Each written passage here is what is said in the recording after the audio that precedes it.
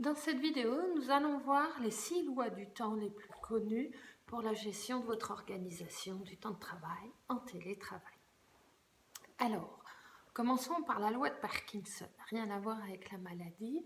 Parkinson nous dit, plus j'ai de temps pour réaliser une mission, une activité, plus je prends le temps de le faire.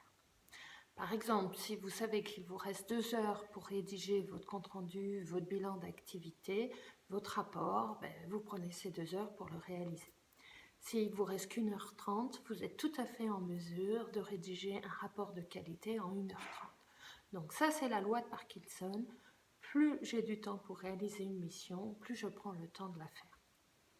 J'ai une autre loi, la loi de Murphy. Murphy nous dit « Toute chose prend plus de temps que ce que je l'avais prévu ». Donc, on semblerait que l'être humain a beaucoup de difficultés à mesurer le temps et à envisager combien de temps il aurait besoin pour réaliser ses missions, ses activités. Grâce à la loi de Murphy, on vous invite à créer toujours des espaces libres dans votre agenda pour assurer les missions imprévues, les surprises et tout ce temps qui peut se rallonger que je n'avais pas anticipé, tout ce qui va prendre plus de temps que prévu. Donc, jamais votre agenda n'est complété à 100%.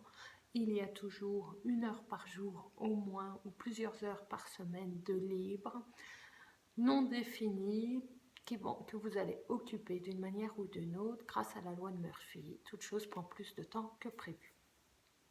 J'ai la loi de Illich. Illich me dit, au-delà d'un certain seuil de travail, l'efficacité décroît. Donc ça ne sert à rien de vous chercher massivement d'activités, de tâches à réaliser et de jouer à Superman ou Superwoman, puisque de toute façon, votre qualité de travail, la qualité de votre concentration, de la réalisation de votre rythme de travail va décroître au-delà d'un certain seuil. Il semblerait même que selon des études, au bout de 5 heures de travail, le français n'est plus en capacité optimale de travailler. C'est dommage, on est à 7 heures par jour de travail. Ce qui veut dire que je fais des pauses, des micro-pauses, voire ce sont des théories qui viennent soutenir le besoin de faire la sieste au bureau, des micro-siestes. Vous êtes en télétravail, grâce à la loi d'Illich, c'est l'occasion rêvée de mettre en place la sieste, micro-sieste. On ne parle pas de 2 heures de sieste, on parle de 20 minutes, 10 minutes de sieste, pour justement relancer votre énergie, redynamiser votre corps à l'issue de la sieste, après un repos ressourçant, et permettre que la loi d'Illich ne soit pas une réalité quotidienne. J'ai la loi de Carson. Carson me dit, faire un travail de façon continue prendra moins de temps que de le faire en plusieurs fois.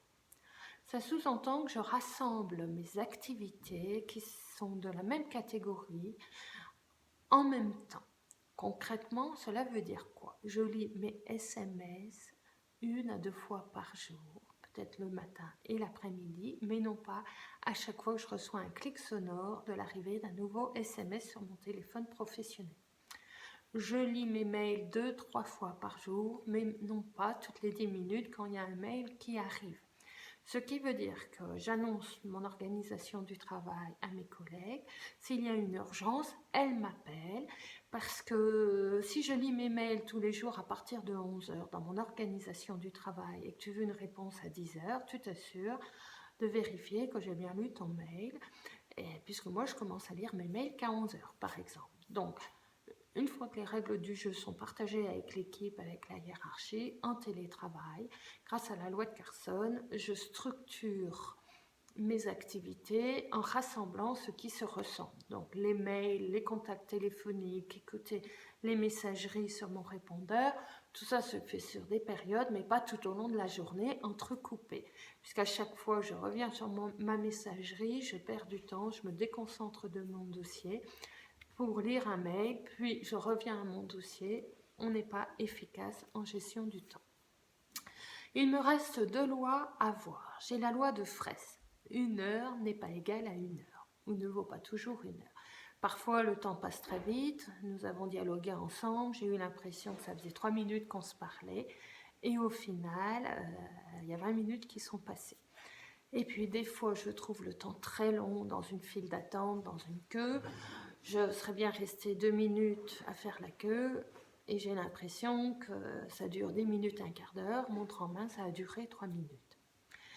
Donc la notion de temps est toute relative à un contexte, à un environnement et comment je perçois les choses. Et ce n'est pas des vérités absolues, ce sont des vérités relatives. La dernière loi du temps est la loi de Pareto. Et ça, je vous en ai déjà parlé. 20% de mes activités produisent 80% de mes résultats. De ce fait, je me concentre sur ce qui est efficace, c'est 20%. Ça, à l'inverse, 80% des activités vont produire 20% de résultats. Ce qui veut dire que la majeure partie de mon temps offre un très petit résultat optimal, opérationnel, pertinent, efficient, et que c'est 20% de mon temps réel investi qui va donner 80% de qualité et de résultats. Donc, à observer, cette loi de Pareto, on la voit dans la nature, on la retrouve dans plein d'environnements, à plein de niveaux. Je vous avais donné un autre exemple, 20% de mes clients vont générer 80% du chiffre d'affaires. Donc, je m'occupe de 20% de ma clientèle et non pas des 80 autres qui ne génèrent que 20% de mon chiffre d'affaires. Ça, vous le trouvez dans tous les domaines. Donc, je vous invite en gestion du temps à regarder quels sont les dossiers prioritaires et urgents qui sont censés rassembler 20% de votre charge de travail qui vont offrir un résultat des plus profitables. Voilà, j'espère que ces 6 lois vont vous aider dans votre organisation de votre journée de télétravail. À bientôt.